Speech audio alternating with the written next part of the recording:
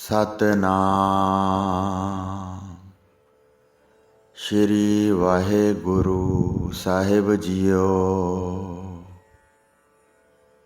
परम सन्मानियो गुरु रूप गुरु खालसा साध संगत जी, वाहिगुरु जी का खालसा वाहिगुरु जी की फतेह।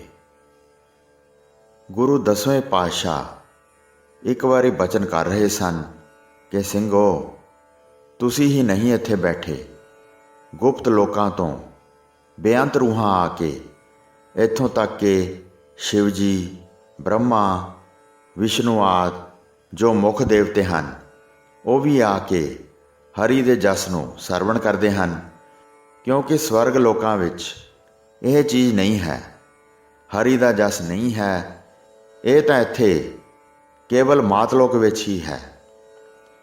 कहे कमीर अब कहिए काहे, साध संगत बैकुंठ है आहे। साधु दी संगत वड्डा बैकुंठ है, ਤੇ ਜਿੱਥੇ ਹਰੀ ਦਾ ਜਸ ਹੁੰਦਾ ਹੋਵੇ। ਇੱਥੋਂ ਤੱਕ ਕਿ ਪਰਮਾਤਮਾ ਵੀ ਸਾਕਾਰ ਰੂਪ ਧਾਰ ਕੇ ਤੇ ਸੰਗਤ ਵਿੱਚ ਗੁਪਤ ਰੂਪ ਵਿੱਚ ਬੈਠ ਜਾਂਦੇ ਹਨ, ਪਛਾਣੇ ਹੀ ਨਹੀਂ ਜਾਂਦੇ। 68 ਤੀਰਥਾਂ ਦੇ ਦੇਵਤੇ ਸਾਰਿਆਂ ਨਾਲੋਂ ਪਿੱਛੇ ਬੈਠੇ ਹੋਣਗੇ। ਹਰ ਕੀ ਕਥਾ ਹੋਤ ਹੈ ਜਹਾਂ, ਗੰਗਾ ਵੀ ਚਲ ਆਵਤ ਤਾਹਾਂ। ਆਪਣੇ ਆਪਣੇ ਫਲ ਖੋਲੀ ਬੈਠੇ ਹੁੰਦੇ ਨੇ ਕਿ ਜੇ ਮੇਰੇ ਵਾਲੀ ਚੀਜ਼ ਮੰਗ ਲਈ ਤਾਂ ਮੈਂ ਨੱਠ ਕੇ ਜਾ ਕੇ ਉਸ ਨੂੰ ਦੇ ਦਿਆਂਗਾ। ਸਾਰੀਆਂ ਲੋੜਾਂ ਸਤਸੰਗ ਦੇ ਵਿੱਚ ਪੂਰੀਆਂ ਹੁੰਦੀਆਂ ਹਨ, ਕਿਉਂਕਿ ਇਹ ਕੋਈ ਐਵੇਂ ਹੀ ਆਮ ਬੰਦਿਆਂ ਦਾ ਇਕੱਠ ਨਹੀਂ ਹੁੰਦਾ।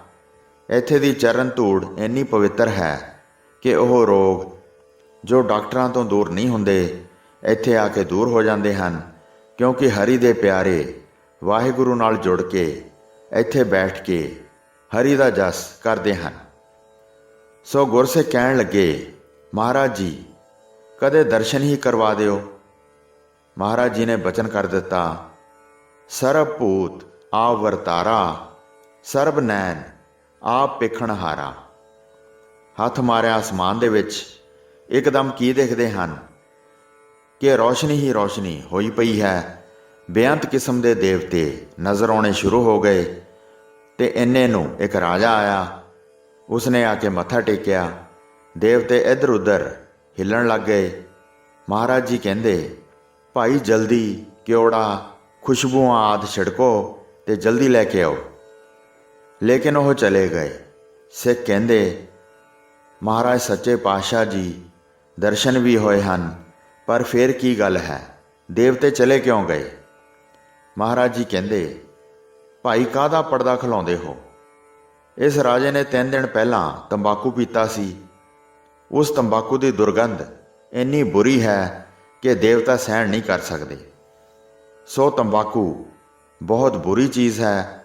ਸਾਰੀ ਦੁਨੀਆ ਹੁਣ ਤਾਂ ਇਸ ਦੇ ਮਗਰ ਹੱਥ ਧੋ ਕੇ ਪੈ ਗਈ ਹੈ, ਪਰ ਸਾਡਾ ਜਿਹੜਾ ਦੇਸ਼ ਹੈ, ਸਾਡੇ ਨੌਜਵਾਨ ਇਹ ਇਸ ਛੱਡੀ ਹੋਈ ਚੀਜ਼ ਨੂੰ ਹੁਣ ਅਪਣਾ ਰਹੇ ਹਨ। ਜਦੋਂ ਸਾਰੀ ਦੁਨੀਆ ਹਟ ਗਈ, ਇਹ ਕਹਿੰਦੇ ਸਾਨੂੰ ਦਿਓ, ਅਸੀਂ ਜਰਦੇ 'ਚ ਪਾ ਕੇ ਖਾਵਾਂਗੇ। ਸਾਰਾ ਭਾਰਤ ਪੀ ਰਿਹਾ ਹੈ, ਇਸ ਨੂੰ ਵੀ ਸੋਝੀ ਆਉਣੀ ਹੈ, ਫਿਰ ਦੌੜਿਆ ਫਿਰੂਗਾ ਜਦੋਂ ਇਲਾਜ ਹੀ ਨਹੀਂ ਕੋਈ ਰਹਿਣਾ। ਸੋ ਇਸ ਤਰ੍ਹਾਂ ਦੇ ਨਾਲ ਜਿੱਥੇ ਹਰੀ ਦਾ ਜਸ ਹੁੰਦਾ ਹੈ, ਉੱਥੇ 68 ਤੀਰਥ ਦੇਵੀ ਦੇਵਤਾ ਆ ਜਾਂਦੇ ਹਨ। ਇੱਕ ਵਾਰੀ ਮਹਾਂਪੁਰਸ਼ਾਂ ਦੇ ਦੀਵਾਨ ਫਤਿਹਗੜ੍ਹ ਸਾਹਿਬ ਲੱਗੇ ਹੋਏ ਸਨ। ऐसा कौतक वरत्या कि सारिਆਂ ਨੂੰ ਤਾਂ दिसे ना, एक ਨੂੰ दिसे। महाराज ਦੇ ਅੱਗੇ ਜਿੱਥੇ ਚਾਦਰਾਂ ਵਿਛੀਆਂ ਹੋਈਆਂ ਸਨ, 3 ਦੇਵਤੇ ਆ ਕੇ ਬੈਠ ਗਏ। ਪੂਰਾ ਕੀਰਤਨ ਸੁਣ ਕੇ ਜਦੋਂ ਉੱਠ ਕੇ ਗਏ ਤਾਂ ਉਹ ਦੇਖਦੇ ਰਹੇ। ਜਦੋਂ ਸ਼ਾਮਿਆਨੇ ਦੇ ਪਰਲੇ ਕੋਨੇ ਕੋਲ ਗਏ, ਉੱਥੇ ਅਲੋਪ ਹੋ ਗਏ। ਬੜੀ ਅਚੰਭਾ ਚੀਜ਼ ਲੱਗੀ। ਮਹਾਰਾਜ ਜੀ ਕੋਲ ਬਚਨ ਕੀਤਾ, ਮਹਾਰਾਜ ਜੀ ਇਹ ਸਾਧੂ ਕੌਣ ਸਨ ਜਿਹੜੇ ਇੱਥੇ ਆਏ ਸਨ? ਮਹਾਰਾਜ ਜੀ ਕਹਿੰਦੇ, ਭਾਈ ਇਹ ਗੁਪਤ ਗੱਲਾਂ ਗੁਪਤ ਰੱਖੋ, ਇਹ ਪ੍ਰਗਟ ਕਰਨ ਵਾਲੀਆਂ ਨਹੀਂ ਹੁੰਦੀਆਂ। ਜਿਹੜੇ ਸਵਰਗਾਂ ਦੇ ਦੇਵਤੇ ਹਨ, ਉਹ ਹਰੀ ਦਾ ਜਸ ਉੱਥੇ ਨਾ ਮਿਲਣ ਕਰਕੇ, ਜਿੱਥੇ ਪਰਮੇਸ਼ਰ ਦੇ ਪਿਆਰੇ ਇੱਕ ਚਿੱਤ ਹੋ ਕੇ ਲੀਨਤਾ ਵਿੱਚ ਆ ਕੇ ਹਰੀ ਦਾ ਜਸ ਕਰਦੇ ਹਨ, ਉੱਥੇ ਆ ਕੇ ਉਹ ਸੁਣਿਆ ਕਰਦੇ ਹਨ। ਤੇ ਗੁਰਬਾਣੀ ਦੇ ਅੰਦਰ ਵੀ ਇਸ ਤਰ੍ਹਾਂ ਨਾਲ ਫੁਰਮਾਨ ਆਉਂਦਾ ਹੈ, ਬ੍ਰਹਮ ਗਿਆਨੀ ਕੋ ਖੋਜੈ ਮਹੇਸਰ, ਨਾਨਕ ਬ੍ਰਹਮ ਗਿਆਨੀ ਆਪ ਪਰਮੇਸ਼ਰ। ਇਹ ਗੁਰੂ ਪਰਮੇਸ਼ਰ ਸਾਕਾਰ ਰੂਪ ਵਿੱਚ ਸੰਸਾਰ ਤੇ ਆ ਗਏ। ਹੁਣ ਤਾਂ ਦੇਵਤਿਆਂ ਨੂੰ ਬਹੁਤ ਸੁਖਾਲਾ ਹੋ ਗਿਆ ਕਿ ਚੱਲ ਕੇ ਦਰਸ਼ਨ ਕਰੀਏ। ਨਿਰੰਕਾਰ ਦੇ ਤਾਂ ਹੁੰਦੇ ਨਹੀਂ, ਕਿਉਂਕਿ ਏਕਾ ਮਾਈ ਜੁਗਤ ਵਿਆਈ, ਤਿੰਨ ਚੇਲੇ ਪਰਵਾਣ, ਇੱਕ ਸੰਸਾਰੀ ਇੱਕ ਭੰਡਾਰੀ, ਇੱਕ ਲਾਏ ਦੀ ਬਾਣ। ਜਿਵ ਤਿਸ ਭਾਵੈ ਤਿਵੈ ਚਲਾਵੈ, ਜਿਵ ਹੋਵੈ ਫੁਰਮਾਨ। ਉਹ ਵੇਖੈ ਉਹਨਾਂ ਨਦਰ ਨਾ ਆਵੈ, ਬਹੁਤਾ ਇਹੋ ਵਿਡਾਣ। ਵਾਹਿਗੁਰੂ ਦੇਖਦਾ ਹੈ, ਪਰ ਇਹਨਾਂ ਨੂੰ ਪਰਮੇਸ਼ਰ ਨਜ਼ਰ ਨਹੀਂ ਆਉਂਦਾ। ਹੁਣ ਪਰਮੇਸ਼ਰ ਮਨੁੱਖ ਦੇ ਜਾਮੇ ਵਿੱਚ ਪ੍ਰਗਟ ਹੋਇਆ ਹੈ। ਗੁਰੂ ਪਰਮੇਸ਼ਰ ਉੱਥੇ ਤਾਂ ਸਾਧ ਸੰਗਤ ਜੀ ਨਮਸਕਾਰਾਂ ਕਰਨੀਆਂ ਹੀ ਸੀ, ਆਉਣਾ ਹੀ ਸੀ। ਸੋ ਆਪ ਨੇ ਨਮਸਕਾਰ ਕਰ ਦਿੱਤੀ। ਸ਼ਰਧਾ ਵੱਧ ਗਈ ਕਿ ਹੈ। ਸ਼੍ਰੀ ਗੁਰੂ ਨਾਨਕ ਪਾਤਸ਼ਾਹ ਕੋਈ ਮਾਮੂਲੀ ਇਨਸਾਨ ਨਹੀਂ ਸਨ, ਨਾ ਹੀ ਕੋਈ ਮਾਮੂਲੀ ਸੰਤ ਸਨ ਅਤੇ ਨਾ ਹੀ ਬ੍ਰਹਮ ਗਿਆਨੀ ਸਨ। ਇਹ ਤਾਂ ਪਰਮਾਤਮਾ ਆਪ ਸੰਸਾਰ ਦੇ ਉੱਤੇ ਆਏ ਹੋਏ ਹਨ। ਇੱਕ ਦਿਨ ਗੁਰੂ ਮਹਾਰਾਜ ਜੀ ਬਿਰਾਜੇ ਹੋਏ ਸਨ ਤੇ ਆਪ ਪਹਿਰੇ ਤੇ ਸਨ, ਕਿਉਂਕਿ ਇੱਕ ਅਵਸਥਾ ਐਸੀ ਆਉਂਦੀ ਹੈ ਜਿੱਥੇ ਨੀਂਦ ਤੇ ਭੁੱਖ ਦੋਵੇਂ ਹਟ ਜਾਇਆ ਕਰਦੀਆਂ ਹਨ। ਨਾ ਨੀਂਦ ਰਹਿੰਦੀ ਹੈ, ਨਾ ਭੁੱਖ ਰਹਿੰਦੀ ਹੈ। ਆਪ ਗੁਰੂ ਮਹਾਰਾਜ ਜੀ ਦੀ 24 ਘੰਟੇ ਜਾਗ ਕੇ ਹੀ ਸੇਵਾ ਕਰਿਆ ਕਰਦੇ ਸਨ।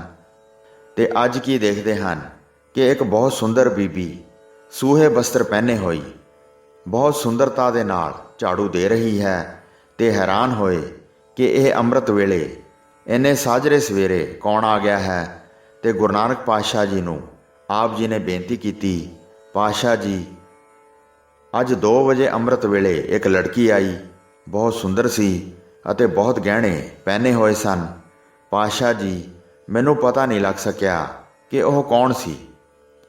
ਮਹਾਰਾਜ ਜੀ ਮੁਸਕਰਾ ਪਏ ਅਤੇ ਕਹਿੰਦੇ, ਭਾਈ ਲਹਿਣਾ ਜੀ, ਇਹ ਉਹ ਠੱਗਣੀ ਸੀ ਜਿਸ ਨੇ ਸਾਰੇ ਸੰਸਾਰ ਨੂੰ ਠੱਗਿਆ ਹੋਇਆ ਹੈ, ਪਰਮੇਸ਼ਰ ਦੇ ਨਾਲੋਂ ਤੋੜਿਆ ਹੋਇਆ ਹੈ। ਉਹ ਸੰਸਾਰ ਦੀ ਪਿਆਰੀ ਹੈ, ਪਰ ਸੰਤਾਂ ਦੀ ਪਿਆਰੀ ਨਹੀਂ ਹੈ।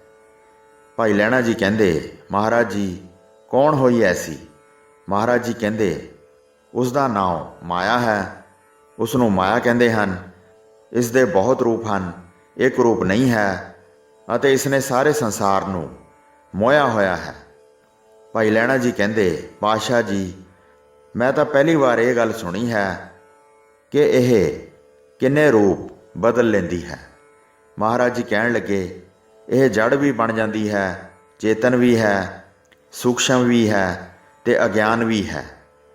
ਜਿਹੜੀ ਜੜ ਸ਼ਕਤੀ ਹੈ ਇਹ ਜਾਇਦਾਦ ਬਣਦੀ ਹੈ, ਪੈਸੇ ਟਕੇ ਬਣਦੀ ਹੈ, ਚੀਜ਼ਾਂ ਬਣਦੀ ਹੈ, ਸੋਹਣੇ ਮਕਾਨ, ਸੋਹਣੀਆਂ ਕੋਠੀਆਂ, ਸੋਹਣੀਆਂ ਸਵਾਰੀਆਂ ਇਹ ਬਣ ਜਾਂਦੀ ਹੈ।